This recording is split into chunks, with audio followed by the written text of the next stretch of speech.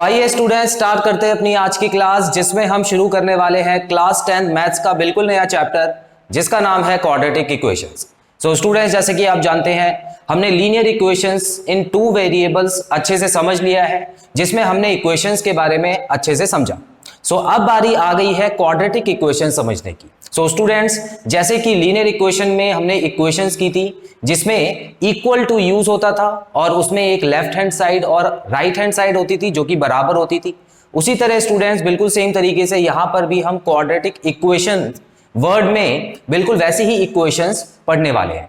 So students, बस इतना याद रखिएगा, वो टू वेरिएबल्स था, लेकिन यहां पर क्योंकि ये क्वाड्रेटिक इक्वेशन है तो यहां पे सिर्फ और सिर्फ एक ही वेरिएबल यूज होगा, जिसके बारे में हम आज की क्लास में डिस्कस करने वाले हैं। सो आइए स्टूडेंट्स, देखते हैं इंट्रोडक्शन में क्वाड्रेटिक इक्वेशन में हम इसको पहचानते हैं कि क्या होता है क्वाड्रेटिक इक्वेशंस। और बहुत सारे क्वेश्चंस अगर एग्जाम में आते हैं तो उनमें से आप ये कैसे पहचानेंगे कि जो गिवन क्वेश्चन है वो क्वाड्रेटिक इक्वेशन से रिलेटेड है। तो स्टूडेंट्स, आप देख सकते हैं बोर्ड पे लिखा है क्वाड्रेटिक इक्वेशन इंट्रोडक्शन, और सबसे पहले यहां पे क्वाड्रेटिक इक्वेशन की डेफिनेशन लिखी है। तो आइए देखते हैं। A quadratic equation in the variable x is an equation in the form of ax square plus bx plus c is equal to 0 where a, b and c are constant and a is not equal to 0। अब students देखिए, maths की भाषा में तो definition वो लिख देते हैं और वो डेफिनेशन हमको बहुत ही कम ऐसा होता है कि पूरी समझ आती है, तो इसको हम टुकड़ों में बांट के पहले पूरा समझते हैं अच्छे से। स्टूडेंट्स, यहां पर सिंपली ये लिखा हुआ है कि अगर क्वाड्रेटिक इक्वेशन जिसमें वेरिएबल x यूज हुआ है, ठीक है, अब वेरिएबल तो कोई भी यूज हो सकता है, आपको पता ही है। जब टू वेरिएबल्स हम लीनियर इक्वेशन वाला चैप्टर समझ रहे थे तो उसमें भी हमने देखा था कि दो वेरिएबल थे, उसमें x और y होता था। लेकिन यहाँ पे क्या है स्टूडेंट्स, यहाँ पे सिर्फ एक ही वेरिएबल से इक्वेशन बनेगी। सो यहाँ पर अगर x उसका वेरिएबल है तो क्वाड्रेटिक इक्वेशन जो होगी स्टूडेंट्स, वो इस वाले फॉर्म में लिखी होगी, ठीक है। अब देखिए, इस वाले फॉर्म को थोड़ा सा आप पहले से भी जानते हैं। इससे पहले मैं एक बार आपको linear equation in two variable की इक्वेशन लिख के दिखाता हूं। तो स्टूडेंट्स, जब हम लीनियर इक्वेशन पढ़ रहे थे तो आपको याद होगा कुछ इस तरह की इक्वेशन हमने की थी, याद है या नहीं? ठीक है, अगर आपने मेरी वीडियो से पढ़ा है लीनियर इक्वेशन तो आपको अच्छे से याद होगा, वरना आप कहीं और से भी आपने पढ़ा है अगर, तो आपको इतना तो पता ही होगा कि लीनियर इक्वेशन हमेशा ऐसे बनती है जिसको यूज करके हम ग्राफ के ऊपर एक लाइन बना सकते हैं, उसको लीनियर इक्वेशन बोलते हैं।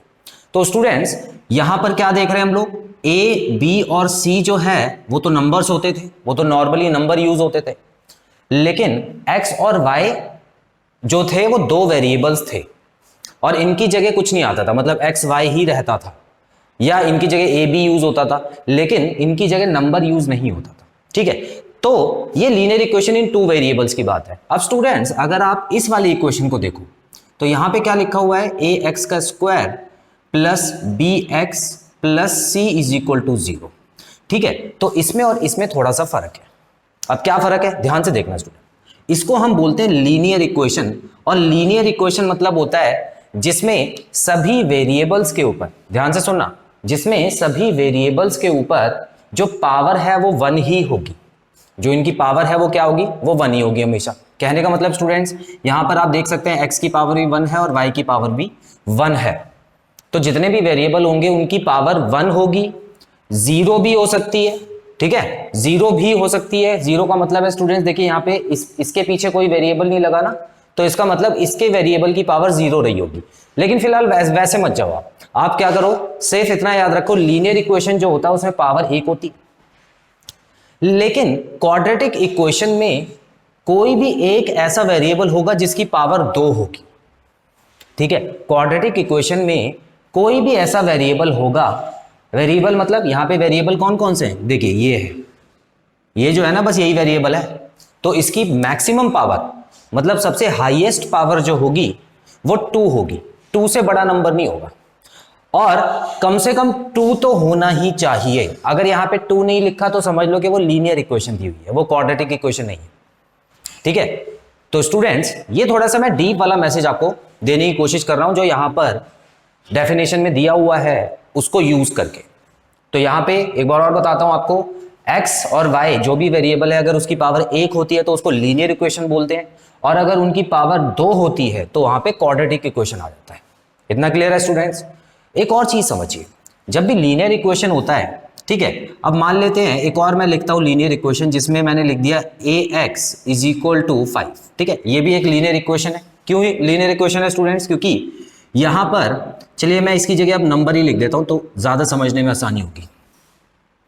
2x इज इक्वल टू 5 लिखा हुआ है, ये लीनियर इक्वेशन है क्योंकि यहाँ पे x की जो मैक्सिमम पावर है वो 1 है, ठीक है, इसको लीनियर इक्वेशन बोलते हैं जब पावर 1 होती है तो यहां पर 1 है। अब स्टूडेंट्स क्या मैं इसको सॉल्व कर सकता हूं? बिल्कुल कर सकता हूं। तो आप देखेंगे कि जो इसका आंसर आएगा वो आएगा 5/2। इसका मतलब स्टूडेंट्स जब लीनियर इक्वेशन को सॉल्व किया जाता है तो उसका एक ही आंसर आता है, उसका हमेशा एक ही आंसर आता है, ठीक है। अब x मैंने लिया है तो x की जो वैल्यू आई है वो 5/2 है, इसके अलावा कोई और वैल्यू यहां नहीं आ सकती है। लेकिन स्टूडेंट्स जब क्वाड्रेटिक इक्वेशन को सॉल्व किया जाएगा ना तो आप देखेंगे कि क्योंकि इसकी पावर 2 है तो इसमें x के जो आंसर आएंगे ना वो भी 2 आएंगे, ठीक है। तो मान लेते हैं x का जो आंसर आया वो 2 आया है और 3, मतलब इस तरह से 2 आंसर आएंगे x के। अब आप कहेंगे सर कुछ याद आ रहा है हमको कि हमने 8th क्लास में और 9th क्लास में जब क्वाड्रेटिक इक्वेशन सॉल्व की थी मिडल टर्म से, बीच वाला नंबर तोड़ के जब सॉल्व करते थे तो हमको ये कुछ याद आ रहा है कि x की वैल्यू 2 आती थी, एंड में क्या होता था x की वैल्यू 2 आती थी। तो क्या उसी की बात हो रही है यहाँ पे? तो मैं कहूंगा बिल्कुल बच्चों उसी की बात हो रही है यहाँ पे, ठीक है। तो क्वाड्रेटिक इक्वेशन और लीनियर इक्वेशन में आपको डिफरेंस समझ आ गया अच्छे से? तो हमेशा याद रखना क्वाड्रेटिक इक्वेशन अगर आपको पहचाननी है कि क्या ये क्वाड्रेटिक इक्वेशन है तो आपको बस इतना याद रखना है कि कोई भी एक ऐसा नंबर होगा जिसके साथ अगर कोई वेरिएबल लगा है उसके ऊपर जो पावर लगी होगी वो 2 लगी होगी तो वो क्वाड्रेटिक इक्वेशन हो जाएगी, ठीक है। और वो जो पावर है वो सबसे हाईएस्ट पावर होनी चाहिए, उससे बड़ी पावर नहीं होनी चाहिए किसी भी क्वेश्चन में, ठीक है। हाईएस्ट पावर 2 होनी चाहिए और उसके अलावा कोई और वेरिएबल हो सकता है जिसकी कोई भी पावर लगी हो, लेकिन इस पूरे इक्वेशन में जो हाईएस्ट पावर है वो 2 होनी चाहिए। क्लियर है स्टूडेंट्स? ठीक है। अच्छा, यहां पर अगर हम क्वाड्रेटिक इक्वेशन की बात करें तो कुछ और चीजें भी लिखी हैं, जैसे कि a b एंड c क्या है? कांस्टेंट है। मतलब यहां पर जो a b और c लिखा हुआ है वहां पे हम क्या लिखते हैं? वहां नंबर लिखते हैं, तो कांस्टेंट मतलब नंबर ही होता है, ठीक है। और एक कंडीशन बहुत जरूरी है यहां पे कि स्टूडेंट्स यहां पर a की जो वैल्यू है ना वो 0 नहीं होनी चाहिए, a की जगह 0 नहीं आना चाहिए, क्योंकि ध्यान से सोचो अगर a की जगह 0 आ गया तो ये पूरा का पूरा 0 नहीं बन जाएगा, और जब ये पूरा का पूरा 0 बन जाएगा तो स्टूडेंट्स जो हाईएस्ट पावर 2 है वो भी खत्म हो जाएगी, और जब वो खत्म हो जाएगी तो ये तो क्वाड्रेटिक इक्वेशन रहेगी ही नहीं। तो इतना याद रखना b की जगह 0 हो सकता है और c की जगह भी 0 हो सकता है, लेकिन a की जगह 0 नहीं हो सकता, क्योंकि x की पावर जो 2 है वो होना बहुत जरूरी है, तभी वो इक्वेशन क्वाड्रेटिक इक्वेशन कहलाती है। इतना क्लियर है? ठीक है। अब देखिए यहां पे कुछ एग्जाम्पल जब हम करेंगे तो आपको समझ आएगा बहुत अच्छे से। एग्जाम्पल पहला देखते हैं। यहां पे आप देख सकते हैं x के ऊपर 2 पावर है, उसके बाद x के ऊपर 1 पावर है, और यहां पे एक नॉर्मल सा नंबर लिखा हुआ है। तो अगर इसके साथ कोई भी नंबर नहीं है तो मैं क्या लिख सकता हूं स्टूडेंट्स? यहाँ पे 1 लिख दूं, ठीक है। अभी मैं कैसे लिखने की कोशिश कर रहा हूं इसको? इस तरह से लिखने की कोशिश कर रहा हूं, तो यहाँ पे 1 आ गया, उसके अलावा यहाँ पे भी 1 आ गया। तो यहाँ पर मैं देख सकता हूं कि a की वैल्यू 1 है, b की वैल्यू 1 है और c की वैल्यू क्या है? -30। तो इसका मतलब क्या हो गया स्टूडेंट्स? ये क्वाड्रेटिक इक्वेशन है। मैंने सारी चीजें चेक कर ली, और मेन चीज क्या चेक करनी होती है कि एक ऐसा वेरिएबल होना चाहिए जिसके ऊपर जो पावर है वो 2। ठीक है, आगे देखते हैं। क्या यहां पर भी मुझे क्वाड्रेटिक इक्वेशन दिख रही है? बिल्कुल दिख रही है स्टूडेंट्स। तो यहां पर भी आप देख सकते हैं एक ऐसा वेरिएबल है जिसके पास पावर जो है वो 2 है, और यहाँ पे पावर 1 है, और उसके बाद यहाँ पे कोई भी वेरिएबल नहीं लगा हुआ है। क्लियर है? तो ये दोनों तो हमने अच्छे से देख लिया कि ये तो बिल्कुल इसी तरह लिखे हुए हैं। तो इसी तरह आपको क्वाड्रेटिक इक्वेशन पहचाननी है। तीसरा एग्जाम्पल में हमको क्या दिख रहा है? इस बार 3 नंबर की जगह से 2 ही नंबर दिए हुए हैं। ठीक है, अब यहां पे कंफ्यूजन हो जाएगी कि क्या ये क्वाड्रेटिक इक्वेशन है। तो स्टूडेंट्स मैंने आपको एक रूल तो बता ही दिया कि x की पावर 2 होना जरूरी है, लेकिन यहां पे कौन सा वाला टर्म नहीं है? बताइए कौन सा वाला टर्म नहीं है? देखिए x की पावर 2 वाला तो है, मतलब पहला वाला तो है, उसके बाद सीधा 5 दे दिया है, मतलब सीधा ये वाला दे दिया आपको, बीच वाला टर्म इन्होंने नहीं दिया है। तो मैंने आपको बताया था कि स्टूडेंट्स बीच वाला 0 हो सकता है। मान लेते हैं कि b 0 होगा, है ना, मान लेते हैं कि b जो था वो 0 हो सकता है, जिसकी वजह से ये पूरा 0 हो गया। तो 0 की वजह 0 को लिखने की जरूरत तो होती नहीं, इसी वजह से इन्होंने पहला और आखिरी टर्म लिख दिया। तो ये स्टूडेंट्स क्वाड्रेटिक इक्वेशन है, ठीक है, इसको भी हम क्वाड्रेटिक इक्वेशन बोलते हैं। तो याद रखना कि ये भी क्वाड्रेटिक इक्वेशन कही जाएगी। बस एक्स स्क्वायर वाला जो नंबर है वो 0 नहीं होना चाहिए। चलिए लास्ट एग्जांपल देखते हैं। अब इसमें भी देखिए स्टूडेंट्स, दो नंबर आपको दिए हुए हैं, दो टर्म्स दी हुई हैं, और यहां पर एक्स का स्क्वायर वाला टर्म है और यहां पे एक्स वाला टर्म है, लेकिन जो इंडिविजुअल टर्म होता है, जो अकेला नंबर लिखा होता है, वो वाला इन्होंने नहीं दिया है। तो कोई बात नहीं स्टूडेंट्स, मान लेते हैं कि वो 0 हो सकता है, तो c की वैल्यू भी 0 हो सकती है, बस a की वैल्यू 0 नहीं होनी चाहिए। तो स्टूडेंट्स यहां पर मैं ये लिख सकता हूं कि क्योंकि कम से कम जो पावर यहां पे नजर आ रही है मुझे x के पास 2 है, तो इसका मतलब ये भी क्वाड्रेटिक इक्वेशन है। इन सब का जब आप आंसर निकालोगे ना तो दो दो आंसर ही निकलेंगे, ठीक है। अब देखियो ये दोनों तो आपको पता ही है, मिडिल टर्म आपने पहले किया होगा, तो इसके तो दो दो निकलते ही हैं। ऐसे एग्जाम्पल हम करेंगे जब क्वेश्चंस आएंगे, लेकिन मैं ये वाला करके दिखाता हूं आपको। देखिए x square plus 5 is equal to 0 लिखा हुआ, ठीक है। अब एक चीज देखिए यहां पर, चलिए मैं थोड़ा सा इसको चेंज करके यहां पे माइनस कर देता हूं तो ज्यादा बेटर रहेगा स्टूडेंट्स। तो x इज इक्वल टू 5 वहां जाके प्लस हो जाएगा, तो 5 आ गया। अब मैं क्या लगाऊंगा स्टूडेंट्स, √5 लगाऊंगा। अच्छा √5 को मैं क्या लिखूंगा स्टूडेंट्स, प्लस माइनस √5, ठीक है ना। तो √5 को देखो बाहर तो मैं निकाल नहीं सकता, नहीं निकाल सकता ना। अगर मान लेते हैं यहां पर कोई ऐसा नंबर लिखा होता, मान लेते हैं 9 लिखा होता, तो वहां पर +9 और -9 दो, सॉरी +3 और -3 दो नंबर आते, दो आंसर आते ना हमारे, +3 और -3। तो उसी तरह अब ये बाहर नहीं निकल सकता, तो मैं दो आंसर लिखता हूं यहाँ पे, +5 और -5। तो स्टूडेंट्स यहाँ पे x की दो वैल्यू आ गई हैं, एक तो हो गया है +5 और दूसरी वैल्यू जो है -√5 आ चुकी है। क्लियर है? तो इस तरह से दो दो वैल्यूज आती हैं, तो इसका मतलब ये क्वाड्रेटिक इक्वेशन है। तो आई होप आपको इंट्रोडक्शन अच्छे से समझ आया है स्टूडेंट्स क्वाड्रेटिक इक्वेशन का।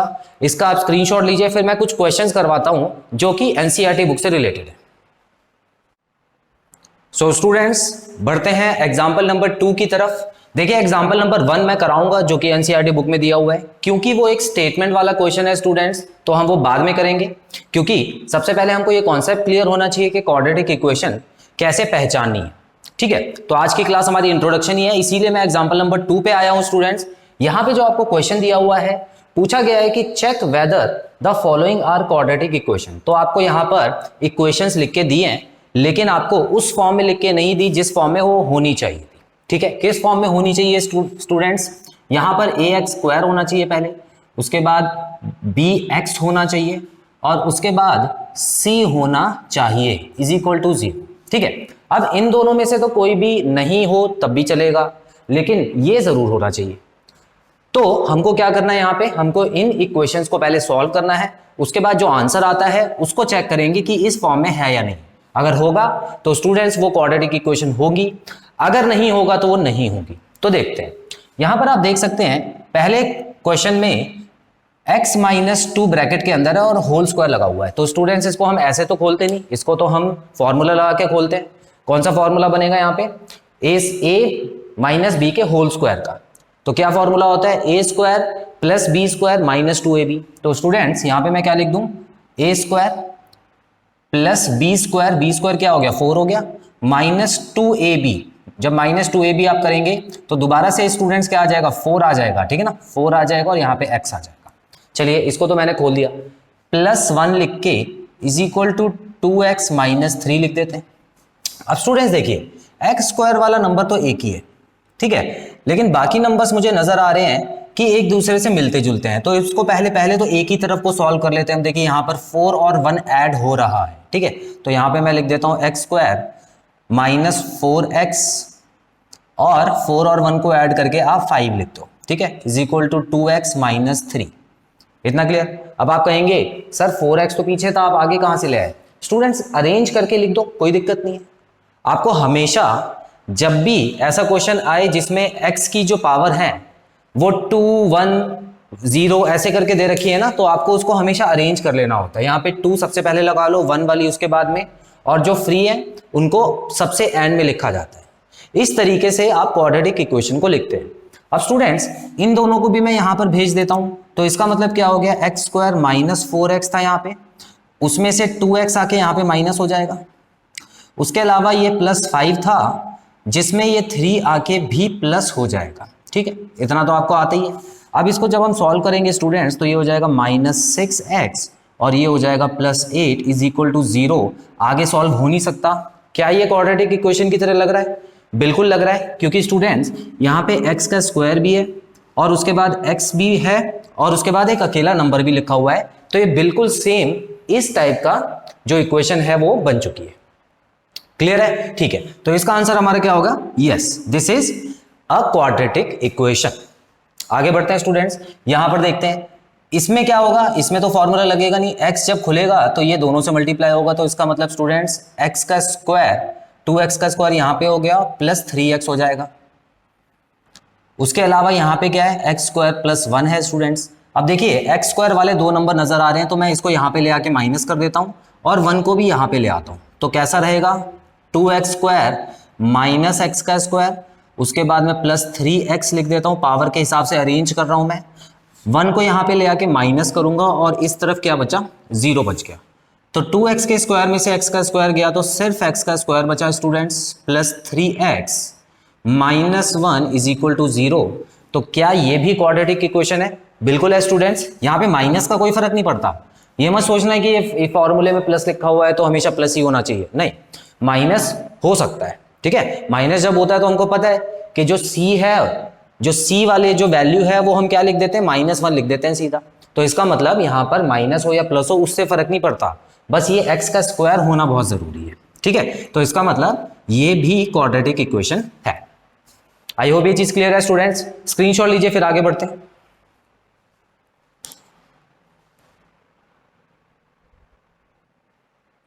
सो स्टूडेंट्स बढ़ते हैं अगले पार्ट्स की तरफ। पार्ट नंबर 3 आप देख सकते हैं, यहां पर एक बड़ी सी इक्वेशन दी हुई है, आइए इसको सॉल्व करते हैं। तो यहां हम क्या करने वाले हैं स्टूडेंट्स, बिल्कुल सेम ब्रैकेट खोलेंगे, x स्क्वायर प्लस x हो गया ये, और +8 तो साथ में लिखा हुआ था। उसके अलावा यहां देखिए 2 बाइनोमियल का ब्रैकेट दिया हुआ है, तो इसको कैसे मल्टीप्लाई करते हैं, पहले इसको इन दोनों से करेंगे, फिर इसको इन दोनों से करेंगे, और साइन का भी ध्यान रखेंगे। तो x मल्टीप्लाई बाय x क्या हो गया स्टूडेंट्स, x स्क्वायर हो गया। उसके बाद x को -2 से मल्टीप्लाई किया तो ये -2x हो गया। उसके अलावा 2 को जब x से मल्टीप्लाई किया तो ये +2x हो गया, और 2 को -2 से मल्टीप्लाई किया तो ये -4 हो गया। इतना क्लियर है? साइन का ध्यान देते हुए चलना है आपको। अब स्टूडेंट्स क्या देख पा रहा हूं मैं, क्या इस तरफ कुछ सॉल्व हो सकता है? अभी तो नहीं हो सकता, लेकिन इस तरफ मुझे नजर आ रहा है कि कुछ सॉल्व हो रहा है। और यहां आप देख सकते हैं -2x और +2x जो कि बराबर है, तो इसको मैं काट सकता हूं। तो इसका मतलब बचा क्या मेरे पास, x square plus x plus 8 is equal to x square -4। अब अगेन मैं क्या करता हूं स्टूडेंट्स, इसको इस तरफ ले आऊं। अच्छा एक चीज और नोट कीजिए स्टूडेंट्स, यहाँ पे x स्क्वायर लिखा हुआ है और यहाँ पर भी x स्क्वायर लिखा हुआ है। अगर मैं इसको यहाँ पे लेके आता हूं तो ये माइनस में आएगा यहाँ पे, है ना, क्योंकि यहाँ पे प्लस में है तो माइनस में आएगा। तो ये प्लस में है, ये आएगा तो माइनस हो जाएगा। तो क्यों ना मैं इसको पहले से ही काट दूं। तो बचा क्या स्टूडेंट्स, x प्लस 8 और ये -4 यहाँ के प्लस हो जाएगा तो ये 12 हो जाएगा इज इक्वल टू 0। तो क्या ये क्वाड्रेटिक इक्वेशन आपको नजर आ रही है? ये क्वाड्रेटिक इक्वेशन नहीं है स्टूडेंट्स, क्योंकि अगर आप देखें एक्स स्क्वायर जो है वो कट चुका है और वो होना बहुत जरूरी था। बाकी होते या नहीं होते चलता, लेकिन एक्स स्क्वायर वाली टर्म बहुत जरूरी थी। तो इसका मतलब यहां पर हम बड़ा सा नो लिखेंगे, क्योंकि ये क्वाड्रेटिक इक्वेशन नहीं है। आई होप ये चीज क्लियर है स्टूडेंट्स। एक नहीं वाला एग्जाम्पल भी कर लिया, अच्छी बात है। चलिए आगे बढ़ते हैं। पार्ट नंबर 4 में क्या लिखा हुआ है, x प्लस 2 का होल क्यूब लगा हुआ है, ठीक है, होल क्यूब, और यहां पे x का क्यूब लगा हुआ है। तो अब क्यूब पे तो हमको डाउट हो रहा है कि क्यूब वाला तो हमने नहीं किया था, लेकिन फिर भी ऐसे ही नहीं कि देख के आंसर लगा देना है, ठीक है, इसको करके देखना है आपको। तो स्टूडेंट जब क्यूब होता है तो क्या फॉर्मूला लगता है, ए क्यूब प्लस, चलिए इसको मैं लिख ही देता हूं ताकि आपको क्लियर हो जाए, ठीक है, ए क्यूब हो गया plus b cube plus 3a square b, और उसके बाद प्लस 3a बी का स्क्वायर, ठीक है। इस तरह से ये फॉर्मूला था। अगर आपको याद है तो अच्छी बात है, 9th क्लास में ऑलरेडी पढ़ा हुआ है, ठीक है। अगर नहीं याद है तो दोबारा आपको याद कर लेना है। अच्छा, यहां पर कोई फॉर्मूला लगेगा नहीं, ये तो पहले से ही खुले हुए लिखे हुए हैं, तो इसको ऐसे ही लिखा रहता हूं। चलिए अब इसको हम सॉल्व कर लेते हैं। तो स्टूडेंट्स ये देखिए, ये तो हो गया x का क्यूब और प्लस 2 का क्यूब क्या होता है 8 होता है, और ये क्या हो गया देखिए 3 इंटू 2 हो गया 6, और ये हो गया x का स्क्वायर। यहां पे क्या हो गया 3, अच्छा ये देखिए ये क्या है 4 है ना, 4 3 जा क्या हो गया 12 हो गया, और ये हो गया x एक ही है इसमें, is equal to x cube minus 4 लिख देते हैं। अब बिल्कुल उसी तरह जो यहां पे हुआ था स्टूडेंट्स, आप देखिए एक्स क्यूब और एक्स क्यूब दोनों प्लस में हैं और अलग अलग साइड में है, तो मैं यहां पे जब लाऊंगा तो माइनस हो जाएगा, तो इसका मतलब मैं इसको हटा सकता हूं, तो एक्स क्यूब तो हट गया, ठीक है। जो हमारा शक जा रहा था जिसपे कि हो सकता है ये क्वाड्रेटिक इक्वेशन नहीं होगी क्योंकि ये क्यूब लगा हुआ है, तो वो तो पहले ही चला गया, भाग गया, टाटा बाय बाय कर दी उसने, ठीक है। अब हम क्या करेंगे, अब इसको अरेंज कर देते हैं। देखिए 6x का स्क्वायर सबसे बड़ी पावर बची हुई है, सबसे पहले लिख दो, उसके बाद 12x उससे छोटी पावर है, उसके बाद क्या बचा हुआ है स्टूडेंट्स 8 बचा हुआ है, और इस 4 को अगर मैं यहां लाता हूं तो ये +4 हो जाता है इक्वल टू 0 में। तो फाइनल स्टेप हमारा क्या रहेगा 6x का square plus 12x plus 12 is equal to 0। तो स्टूडेंट्स क्या ये क्वाड्रेटिक इक्वेशन नजर आ रही है, बिल्कुल साफ साफ नजर आ रही है। तो इसका मतलब यहां पर मैं लिखने वाला हूं yes this is a quadratic equation. I hope ये चीज क्लियर है स्टूडेंट्स। तो आज की क्लास में स्टूडेंट्स हमने इंट्रोडक्शन किया है, जिसमें मैंने आपको क्वाड्रेटिक इक्वेशन क्या होता है, उसकी इक्वेशन मेन इक्वेशन जो होती है वो कैसे बनती है वो आपको समझाया, और हमने क्वाड्रेटिक इक्वेशन को पहचानना भी सीखा कि इक्वेशन को सॉल्व करने के बाद किस फॉर्म में आए कि वो क्वाड्रेटिक इक्वेशन हो जाए। आई होप आपको क्लियर है स्टूडेंट्स, इसका स्क्रीनशॉट लीजिए, उसके बाद मैं आज की वीडियो कंक्लूड करता हूं।